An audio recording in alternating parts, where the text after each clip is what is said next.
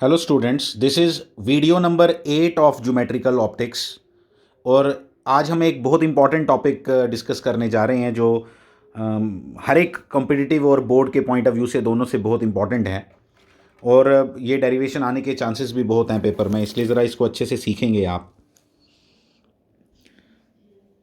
देखो, सबसे पहले हम सीखने वाले हैं इस फॉर्मूला को करने के लिए और सारी न्यूमेरिकल्स को करने के लिए हम लोग एक साइन कन्वेंशन फॉलो करते हैं कि किस डिस्टेंस को आपने पॉजिटिव लेना है और किन डिस्टेंसेस को आपने नेगेटिव लेना है, उसके ऊपर हम बात करने वाले हैं। The very first point is all the distances are to be measured from pole. First बात तो ये याद रखनी है, all the distances are to be measured from pole. जितने भी डिस्टेंसेज हैं वो सब पोल से मेजर करते हैं, ये फर्स्ट बात। अब किस डिस्टेंस को पॉजिटिव लोगे, किस डिस्टेंस को नेगेटिव लोगे। जैसे ये मिरर मैंने आपके सामने बनाया है, इसके ऊपर लाइट कैसे गिर सकती है? इस डायरेक्शन में, यस, इस डायरेक्शन में। तो जिस डायरेक्शन में गिरेगी, जिस डायरेक्शन में गिरेगी उन डिस्टेंसेस को आपने पॉजिटिव लेना है। ठीक है, जैसे ये आपकी प्रिंसिपल एक्सिस मैंने बनाई। बाकी ऑब्जेक्ट कहाँ है, इमेज कहाँ है, वो तो कभी मालूम नहीं, लेकिन फोकल लेंथ तो हमें मालूम है ना कहाँ होती है इसकी। तो इसकी फोकल लेंथ कहाँ होती है, इसकी फोकस कहाँ होता है, इसका फोकस यहाँ है। तो इसका अगर फोकस यहाँ है तो कौन सा मिरर है ये? कनकेव मिरर, इसका फोकस होगा ही यहीं पे। वैसे भी कनकेव और कन्वेक्स हो, आपने सिर्फ देखना होता है कि स्फीयर कैसे बनेगा। Just complete the sphere. जहां पे इसका सेंटर ऑफ कर्वेचर होगा वहीं पे इसका फोकस होगा, उसी तरफ इसका फोकस होगा। वहीं नहीं होगा, एग्जैक्ट वहीं नहीं होता, उससे तो रादर आधे डिस्टेंस पे होता है। तो जैसे जैसे आपका मतलब दिस इज द फोकस, इतनी दूर नहीं होगा ये तो आपका सी बन गया लगभग। तो ये आपका अगर मान लो एफ है तो एफ पॉजिटिव होगा या नेगेटिव होगा? सबसे पहली बात ये बताओ, एफ पॉजिटिव होगा या नेगेटिव होगा? डिस्टेंस कहां से मेजर करना है आपने? Distances are to be measured from pole. तो यानी कि जब आप फोकल लेंथ मेजर करोगे तो आप पोल से इसकी तरफ चलोगे। ये इससे उल्टा हुआ कि सीधा हुआ? उल्टा हुआ। दैट मीन्स कि यहां पे फोकल लेंथ नेगेटिव होगी। Similar is the condition for taking positive and negative sign while taking the sign for object distance and image distance. Object distance is represented by u, image distance is represented by v, and in this mirror formula we need to derive the relation between u, f and v. u, f and v. आपने simple इतनी सी बात याद रखनी है। अगर मैं यही mirror देखो ऐसे बनाऊं, अब ये कौन सा मिरर है? अभी भी कनकेव है, ये भी कनकेव मिरर है, ये भी कनकेव मिरर है, लेकिन इस बार लाइट कहां से गिरने वाली है? यहां से। तो इसलिए अब डिस्टेंसेस कौन से लोगे? डिस्टेंसेस जो इस डायरेक्शन में होंगे उनको क्या लोगे? पॉजिटिव। पोल कहां है आपका? पोल आपका ये है भाई। फोकस कहां होगा आपका? यहां। डिस्टेंस कैसे लोगे फोकस का? यहां से। उल्टा चले आप इधर भी तो नेगेटिव आएगा, तो होता ही नेगेटिव है। तुम चाहे मिरर ऐसे बनाओ, उससे क्या फर्क पड़ता है? उससे क्या फर्क पड़ता है तो दोनों कनकेव है, तो दोनों कनकेव, दोनों केसेस में। इसलिए क्या आएगा? नेगेटिव एफ आएगा। रट्टा नहीं मारना है। नेगेटिव एफ क्यों आया? रट्टा नहीं मारना है भाई। अभी तो एक ही मिरर पढ़ रहे हो, लेंस भी पढ़ने हैं, सब कुछ पढ़ना है, सबको याद करोगे किस में पॉजिटिव होता है, किस में रट्टा मारोगे तो फिर तो नहीं याद रहने वाला, वो गारंटेड याद नहीं रहने वाला। पब्लिक सोचती है कि छोटी सी डेरिवेशन है, कर लेंगे, बट एग्जामिनर आपको एक सेकंड में पकड़ लेगा कि भाई ये याद करके आया है, इसको ये नहीं आता है, ये सिर्फ रट्टा मार के आया, क्योंकि वो दिख जाता है। ये मैं आपको लोगों को बिल्कुल क्लियर कर देता हूं। आप इस बात की मिसकंसेप्शन में कभी नहीं रहना कि गिने चुने क्वेश्चन पे बोर्ड में आते हैं वो मैं याद कर लूंगा। आप याद कभी भी नहीं कर सकते फिजिक्स को, एक मिनट में पकड़े जाओगे। हाँ, थोड़ी सी लीनियंसी के कारण वो आपको अगर कोई स्ट्रिक्ट टीचर हो तो वो आपकी छोटी सी गलती पे पूरा मार्क्स भी काट सकता है, लेकिन जनरली वो लीनियंटली दिखाते हैं, इसलिए आपको वो 50% मार्क्स दे देते हैं और आप लोग पास हो जाओगे। तो वो बात रही डिफरेंट। लेकिन मैं आपको बता रहा हूं, लेकिन एक सेकंड में पकड़ा जाएगा जिसने जिसने याद करके ये क्वेश्चंस किया। मैं आपको पहले ही बता देता हूं, क्योंकि कोई भी इसको याद नहीं रख सकता। अभी आप पढ़ रहे हो कन्वेक्स मिरर, कनकेव मिरर, आगे जाके आपने पढ़ना है कन्वेक्स लेंस, कनकेव लेंस। अगर उसमें दो फोकस, दो सेंटर ऑफ कर्वेचर नजर आएंगे आपको, तो वो दोनों चीज़ों को याद रखोगे। उसमें लेंस में दो, कन्वेक्स के लिए अलग, कनकेव के लिए अलग, मिरर अलग, ये सब आप कभी भी उसको याद नहीं कर सकते। मैंने आपको पहले ही बता दिया। लिमिटेड क्वेश्चंस, मैं मानता हूं कि लिमिटेड क्वेश्चंस हैं जो बोर्ड के अंदर बार बार आते हैं, लेकिन तब भी याद करना उनको पॉसिबल नहीं है। बाकी आपकी मर्जी, आप जैसे चलना चाहते हो चलो। इसलिए एक एक बात को अंडरस्टैंड करना बड़ा इंपॉर्टेंट है। मैंने आपको सिंपली ये बता दिया कि किस तरह से आपने डिस्टेंसेस लेने हैं, ठीक है। फिर मैं आपको कन्वेक्स के लिए भी बता देता हूँ। देखो कन्वेक्स मिरर, ये लो, कोई ऐसे आपको पूछे कि ये जो मैंने दो मिरर बनाए यहाँ पे, ये कौन सा है, पहली बात तो ये मिरर है ही नहीं जब तक वो पेंट नहीं करेगा। जब तक वो पेंट नहीं बताएगा, जब तक मुझे ये नहीं बताएगा कि रिफ्लेक्टिंग सरफेस कौन सा है, तब तक कैसे होगा। तो दोनों के मैंने अंदर ऐसे किया। रिफ्लेक्टिंग सरफेस कौन सा बनाया, बल्ज्ड वाला। कन्वेक्स का मतलब ही बल्ज होता है, ये याद रखना। तो ये जो बल्ज्ड पर, तो यहां लाइट कहां गिरेगी, ऑब्वियसली यहां, ऑब्वियसली यहां। इस वाले का फोकस कहां है, यहां है, क्योंकि ये कन्वेक्स मिरर है, इसका फोकस यहां होगा। क्यों होगा वो आप सर्कल कंप्लीट करो, आपको दिख जाएगा। इसका फोकस कहां होगा, इसका फोकस यहां होगा। Distances are to be measured from, distances are to be measured from, distances are to be measured from, are measured from pole. तो पोल से डिस्टेंस मेजर करोगे तो ये ऐसे मेजर करोगे फोकल लेंथ को, फोकल लेंथ को आप ऐसे मेजर करोगे। ये डिस्टेंस ये कैसा आया, same direction I, same direction आएगी तो बस लाइट की डायरेक्शन के साथ अगर आपके डिस्टेंस का डायरेक्शन भी सेम है तो पॉजिटिव, उल्टा है तो नेगेटिव। अब देख लो यहां पे भी बनाया कन्वेक्स लेंस ही है, लेकिन बना ऐसे भी सकते हैं, ऐसे भी सकते हैं, दोनों कन्वेक्स है, दोनों कन्वेक्स है। इन बातों को पहले समझो, ठीक है। तो अब यहां फोकस है, लाइट कैसे गिरेगी, ऐसे गिरेगी। डिस्टेंस कैसे मेजर होगा, पोल से होगा। कैसी डायरेक्शन है दोनों की, सेम है, इसलिए फोकल लेंथ यहां क्या होगी, पॉजिटिव। यहां पे भी क्या आई थी, पॉजिटिव। कहानी खत्म, कहानी खत्म। तो आपको इतनी बात समझ आनी चाहिए। फिर एक और बात है, जब आपका जो ऑब्जेक्ट है अगर वो उसकी कुछ हाइट हुई, ठीक है, तो ऊपर की तरफ है अगर प्रिंसिपल एक्सिस से तो पॉजिटिव, अगर नीचे की तरफ है तो क्या, नेगेटिव। ठीक है, तो ये तीसरे तीन पॉइंट मैंने आपको बताए, ये तीनों पॉइंट आपको समझ आने चाहिए, नोट्स में लिखे हुए हैं। अब हम ना क्या करते हैं, मैं आपको एक और बात बताता हूँ। हमारे लिए ज़्यादा एनालिसिस करना ईजी रहता है कनकेव मिरर से, इसलिए जब मिरर फॉर्मूला हम डिराइव करेंगे तो हम कनकेव मिरर के लिए करेंगे। और साइन कन्वेंशंस अगर हम तरीके से यूज़ करें, बिल्कुल हमें अच्छे से आती हों, तो सेम फार्मूला जो हम डिराइव करने, mirror formula is this, 1/u plus 1/v is equal to 1/f।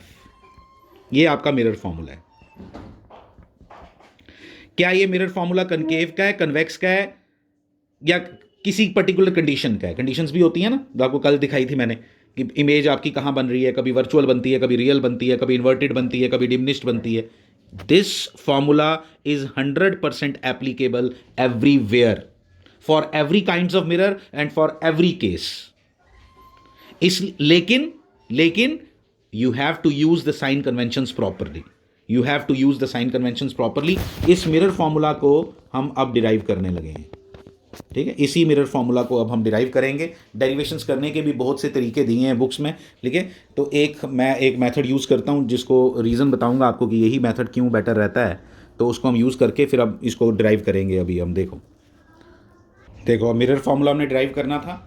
सबसे पहला काम मैंने क्या किया, मैंने कनकेव मिरर बनाया। कनकेव मिरर के थ्रू मैं डिराइव करूंगा, लेकिन साइमल्टेनियसली बोलूंगा कि भाई प्रॉपरली साइन कन्वेंशन यूज़ कर लो। This formula is applicable for both types of mirror and for every case, virtual real सबके लिए, ठीक है। ध्यान देना ज़रा। तो ये आ गया आपका ऑब्जेक्ट। हम कहीं पे भी ले सकते हैं, किसी भी केस के लिए ले सकते हैं, बट इट इज़ ईजियर कि अच्छी डायग्राम तभी बनती है जब हम कैसे लें, beyond C. Object is placed beyond C, we will place the object beyond सी।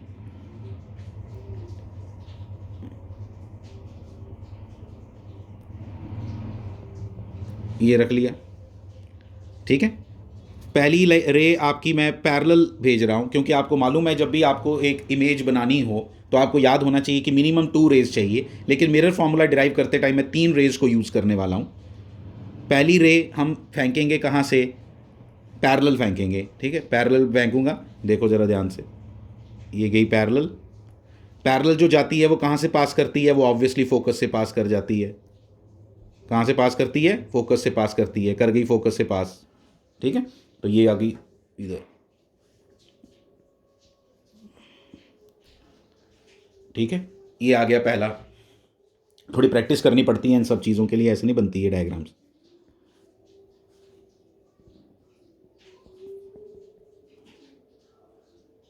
मैं भी पहले से बना के रख सकता हूँ, लेकिन मैं तब भी आपको साथ बना रहा हूँ कि आपको सिर्फ दिखे कि कैसे कैसे बनाई जाती है।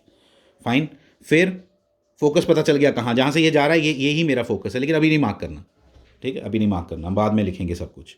फिर उसके बाद दूसरी रे, ध्यान देना प्लीज़, दूसरी रे हम पास करवाएंगे, पोल को टकराएंगे। देखना ज़रा, पोल से टक्कर मारेंगे, दूसरी रे की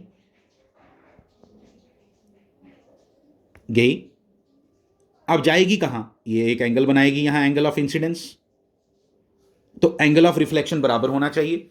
देखो ये आपका नॉर्मल है जो रेड कलर का आपको दिखाई दे रहा है, क्योंकि ये सेंटर ऑफ कर्वेचर से पास कर रहा है, तो इसलिए नॉर्मल है इस पॉइंट पी पे, क्योंकि हमने पी पे ही फेंकी है इंसिडेंट रे।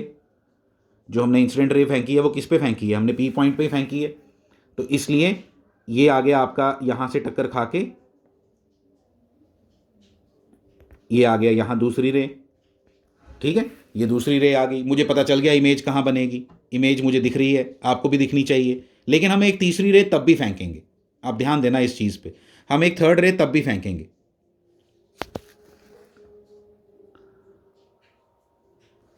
देखना मैं दोबारा बना रहा हूं।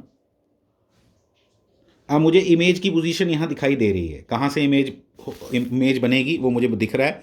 तीसरी रे भी आपकी वहीं से पास करनी चाहिए। थर्ड रे मैं सेंटर ऑफ कर्वेचर से पास कर रहा हूं, आपको मालूम है जो रे सेंटर ऑफ कर्वेचर से पास करती है वो वापस उधर से ही वापस आती है। क्यों? क्योंकि सेंटर ऑफ कर्वेचर से जो लाइन पास करती है वो नॉर्मल होती है। इसका मतलब अगर इंसिडेंट रे आपकी सेंटर ऑफ कर्वेचर से पास कर रही है तो वो एंगल ऑफ इंसिडेंस उसका जीरो हुआ, तो अगर एंगल ऑफ इंसिडेंस जीरो हुआ तो एंगल ऑफ रिफ्लेक्शन भी जीरो हुआ। तो इसलिए थर्ड रे मैं ऐसे बना रहा हूं,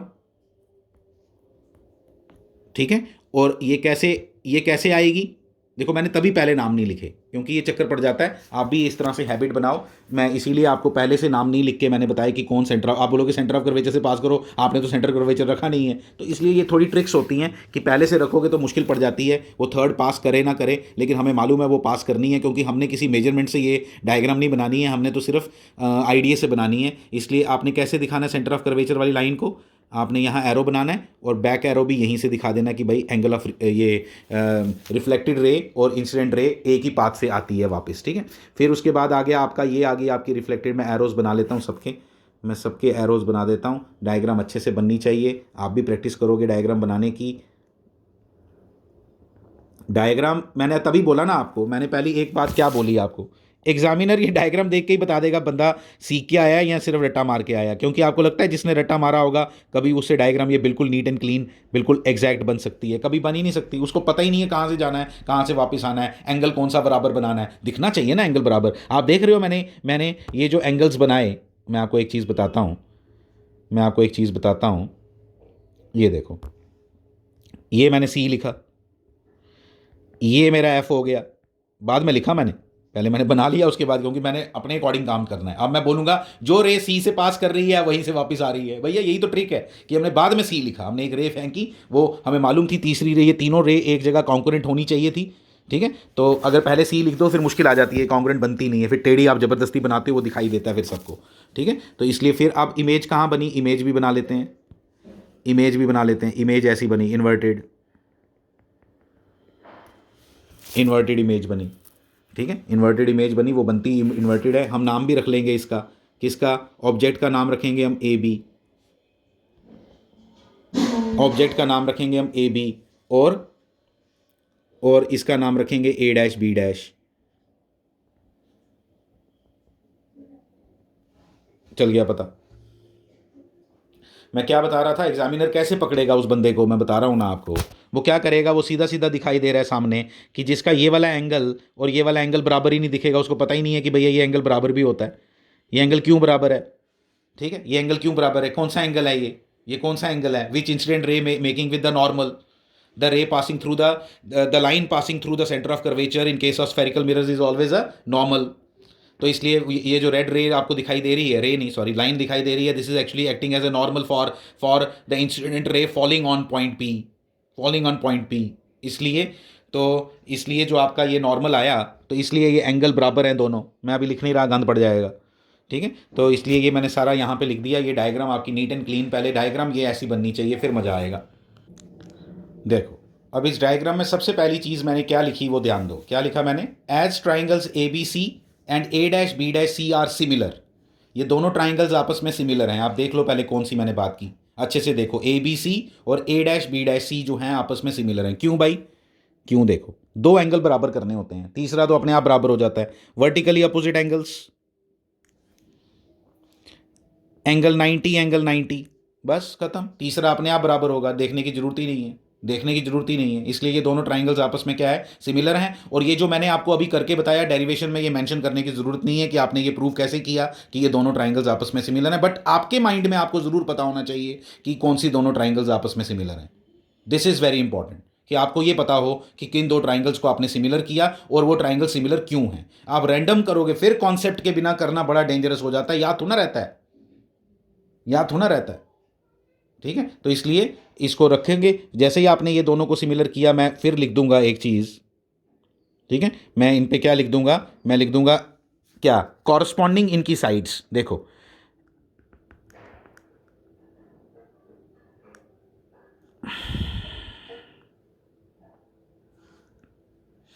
ए dash B dash upon A B, A dash B dash upon A B, छोटी ट्राइंगल का ए डैश बी डैश ले लिया, उसके कॉरस्पॉन्डिंग, आपको बताऊं एक बात और, अब बता देता हूं चलो।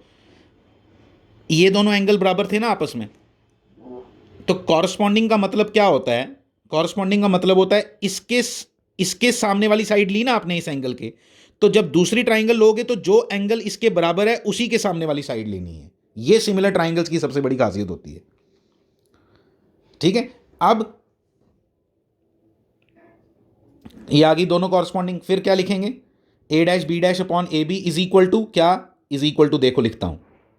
अब आपने पहले ऊपर छोटी ट्राइंगल का लिखा, तो अब फिर से ऊपर छोटी ट्राइंगल का ही लिखना है, क्या, बी डैश सी अपॉन, इसके कॉरस्पॉन्डिंग कौन सी साइड है, बी सी, क्योंकि ये एंगल आपस में बराबर है। ये हमने प्रूव नहीं किए थे बराबर, लेकिन third angle is equal to third angle होता है। तो B dash C is equal to क्या, B dash C is equal to B C, sorry B dash C upon B C equal to वो आ गया, बस खत्म, कुछ नहीं है इसमें। ठीक है, अब हम क्या करने वाले हैं, आप ध्यान देना, अब इसमें बड़े अच्छे से ध्यान देना, मैं जो बातें बताऊंगा आपको उसको बड़े अच्छे से लिखना। ठीक है, डेरिवेशन पूरी की हुई है, सेम डेरिवेशन आपकी नोट्स में की हुई है, तो आपको कोई घबराने की ज़रूरत नहीं है। ठीक है, तो मैं क्या बता रहा था कि ये जैसे ही लिखा आपने, तो अब इसको आप ऐसे लिख लो, A dash B dash upon A B is equal to, अब बी डैश सी को क्या लिखोगे, क्योंकि आप बी डैश सी तो कुछ नहीं है यार, जितने भी यहां पे डिस्टेंसेस मेजर किए जाते हैं सब पोल से किए जाते हैं, कॉन्सेप्ट समझो, पोल से किए जाते हैं, इसलिए पोल को घुसाओ बीच में किसी भी तरीके से, किसी भी तरीके से आपको पोल को लाना पड़ेगा कैलकुलेशन में आपने।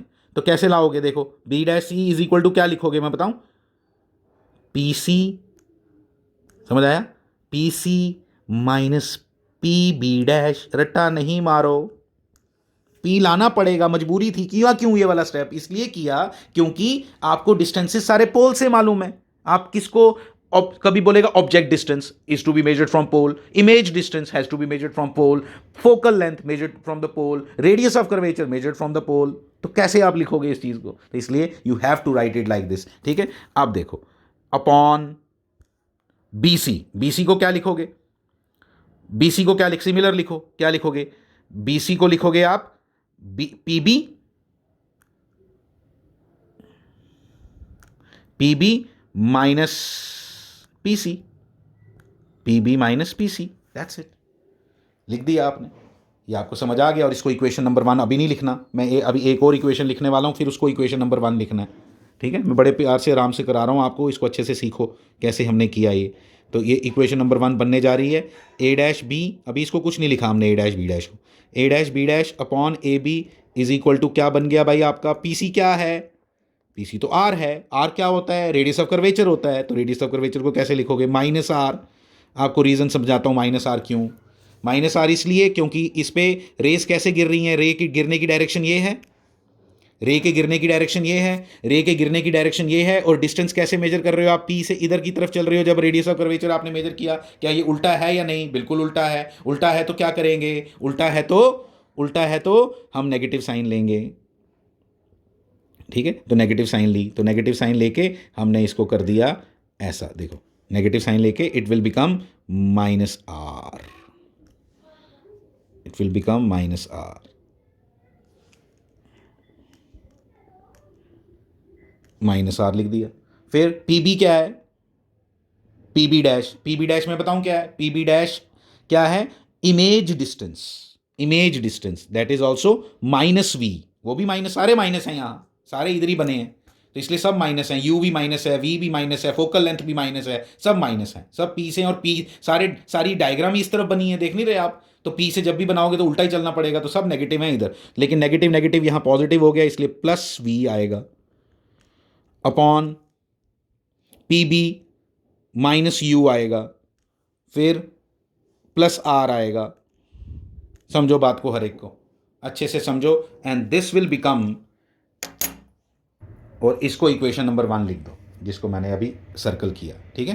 तो ये आपकी इक्वेशन नंबर 1 बन गई। अभी ये एक सेट ऑफ ट्राइंगल्स हमने ली, किससे की ये सारी कहानी? हमने ए बी सी और ए डैश बी डैश सी से। उन दोनों को सिमिलर मैंने आपको बताया कैसे सिमिलर हैं, और फिर उसके बाद क्या किया, फिर उसके बाद हमने कॉरस्पॉन्डिंग साइड्स वाला कहानी आपको सुनाई। फिर उधर से मैंने बताया आपको कि ये वाला स्टेप हमने क्यों किया, ये भी इंटरेस्टिंग स्टेप था, ये स्टेप क्यों किया। उसके बाद इसको आर और वी और यू की टर्म्स में लिख दिया। What is you?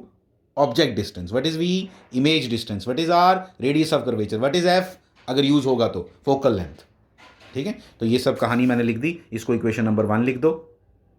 Next step देखो इसका, इसका जो नेक्स्ट स्टेप है उसमें क्या है? The triangles A B P, ठीक है, ए वी पी और ए डैश बी, पहले सी के साथ था, इन दोनों का सेम है। देखो अगर आप थोड़ा सा इसमें याद करना पड़ जाए तो कैसे करोगे कि पहले कौन सी ट्राइंगल, ये याद करना पड़ जाता है कि पहले कौन सी ट्राइंगल्स का सेट लेना है, फिर कौन सी ट्राइंगल्स का सेट लेना है। पहले पेयर कौन सा लिया जो सिमिलर था? A B C, A dash C. इसमें पहले सेंटर ऑफ कर्वेचर के साथ था, पोल के साथ है, बस ऐसे याद रखो, ठीक है? बाकी दो तो सेम ही हैं। तो अब यहाँ पे आपको ये दोनों ट्राइंगल्स आपस में सिमिलर हैं, कैसे भाई? करो जरा प्रूव, बड़ा सिंपल है, बहुत सिंपल है। देखो क्या ये वाला एंगल और ये वाला एंगल आपस में बराबर है दोनों ट्राइंगल्स का? बिल्कुल, एक एंगल 90 है, ये तो एंगल वैसे ही 90 है, तो ये एंगल 90 है, तो बस तीसरा एंगल अपने आप तीसरे के बराबर होता है, तो इसलिए तीसरे की तो टेंशन लेनी ही नहीं। Third angle is equal to third angle होता है। दो एंगल्स अगर किसी ट्राइंगल के आपस में बराबर हों तो वो ट्राइंगल्स आपस में 100% सिमिलर होंगी, क्योंकि थर्ड एंगल के बराबर होगा ही। क्यों होगा? क्योंकि 180 डिग्री तीनों का सम होता है, तो दो एंगल अगर बराबर है तो तीसरा एंगल तो ऑटोमेटिकली बराबर होगा ही।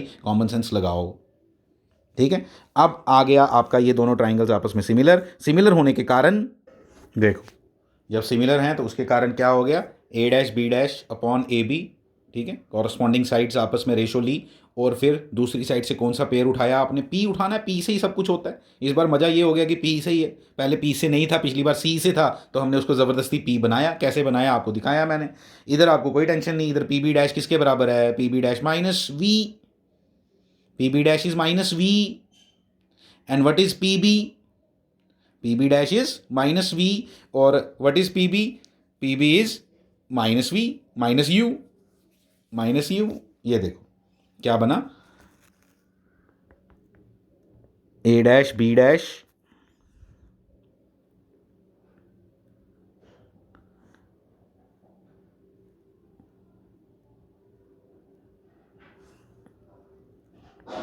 ए dash B dash upon A B is equal to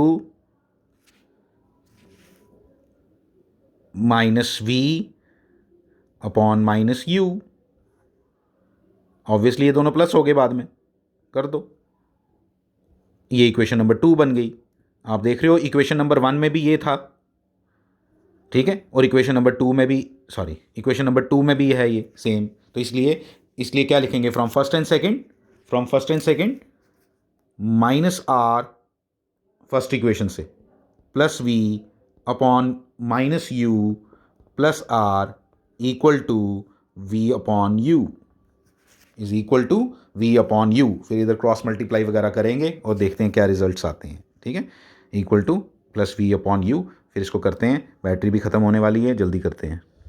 देखो नेक्स्ट स्टेप, देखो दोनों को इक्वेट किया, क्रॉस मल्टीप्लाई किया, क्रॉस मल्टीप्लाई करने के बाद आपको ये दिखाई दे रहा है। इधर से मुझे क्या दिखाई दिया? 2uv equal to V R plus U R, ठीक है? तो अब आप पता क्या करो, आप इसको डिवाइड कर दो दोनों साइड्स को यू वी आर के साथ। किसके साथ? यू वी आर को, दोनों को डिवाइड कर दो। तो यू वी आर से जब डिवाइड करेंगे तो 2 upon R equal to 1 upon U plus 1 upon V. Answer तो हमें पहले ही याद है ना कि यही लिखना है हमने, ठीक है? तो इसलिए किससे डिवाइड किया आपने? यू वी आर से throughout, U V R, तीनों जो तीन हैं आपके फैक्टर, यू वी आर तीनों, तीन तो चीज़ें हैं तो तीनों से डिवाइड कर दिया मल्टीप्लीकेशन, तो यू तो क्या बन गया, आर किसके बराबर होता है, 2/f के, सॉरी 2f के, आर इज इक्वल टू क्या होता है 2f, are is equal to क्या होता है 2f।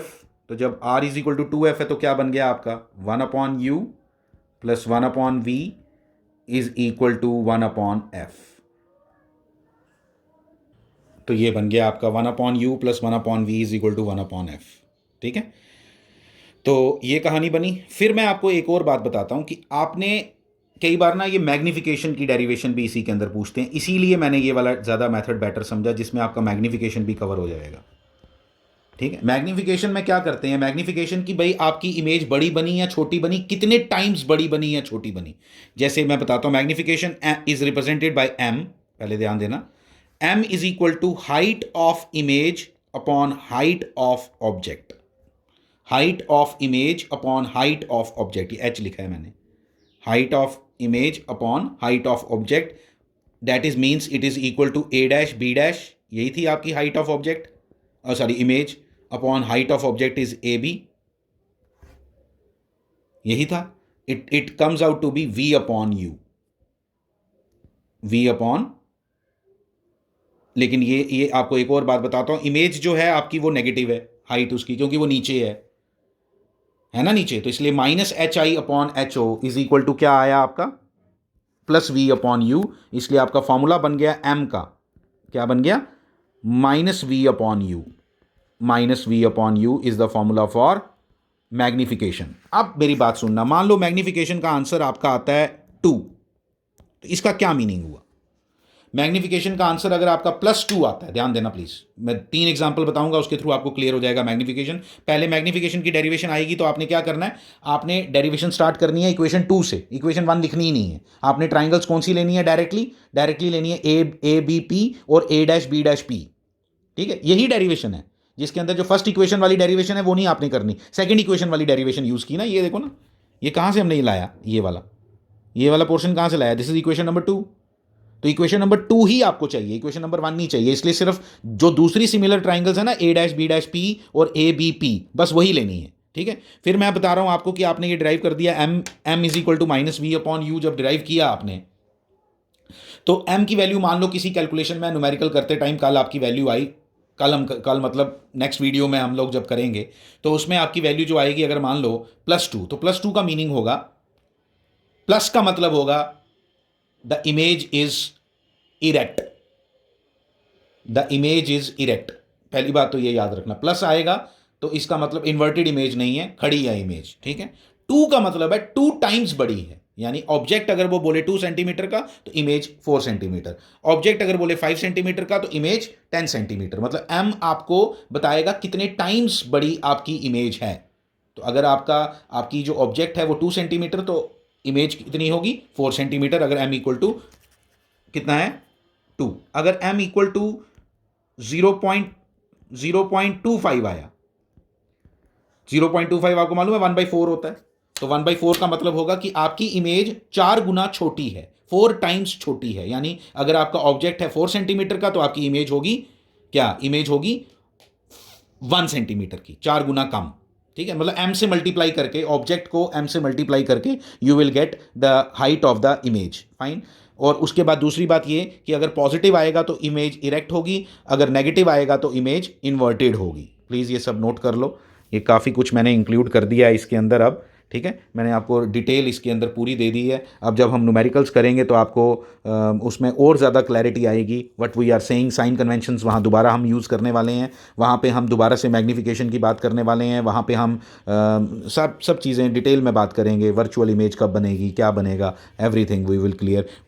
कैलकुलेशन से ही पता चल जाता है कि वर्चुअल बनेगी, हमें जो हमने कल केसेस डिस्कस किए थे कि इमेज यहाँ पे यहाँ पे रखी है तो यहाँ बनेगी, अब एग्जैक्ट कैलकुलेशन आपको बताएगी कि आपका इमेज कहाँ बनने वाली है और आपकी क्या कहाँ बनेगी, मैग्नीफिकेशन कितनी होगी, everything will be clear to you in next video.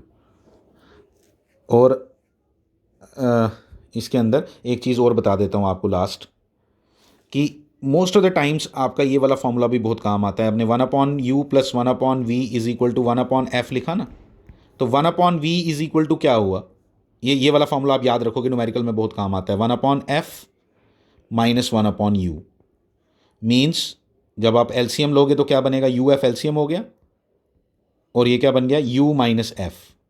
लेकिन v तो उल्टा है, तो v के लिए आप डायरेक्ट फॉर्मूला ये वाला लगाओ तो आपके लिए बेटर रहेगा, क्या, U F minus upon u minus F. ये वाला फॉर्मूला आपके लिए काफ़ी बेनिफिशियल रहेगा। डायरेक्ट ये 1/u से बेटर है कि आप v is equal to direct क्या लगाओ, u f upon you minus f, u f upon you minus f. बस ऐसे याद रख लो, ऊपर मल्टीप्लाई नीचे minus, u f upon you minus f, लेकिन साइन कन्वेंशन लेके। Thank you very much.